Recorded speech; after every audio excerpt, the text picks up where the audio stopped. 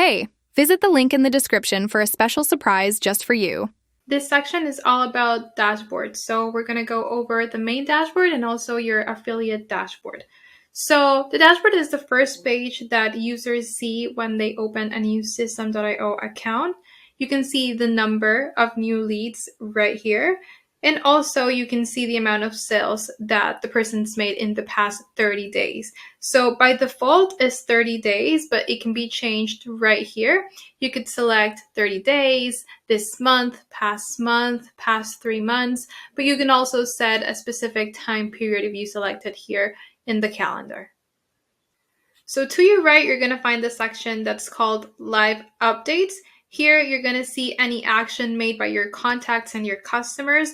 For instance, you can see an action when a contact subscribes using one of your funnels or your squeeze pages or any pages that you create within your System.io account. And also you can see any new sales right here. You'll be able to see right here when someone orders something or buys something from your funnels. Leave a comment below if you have any questions, and don't forget to subscribe.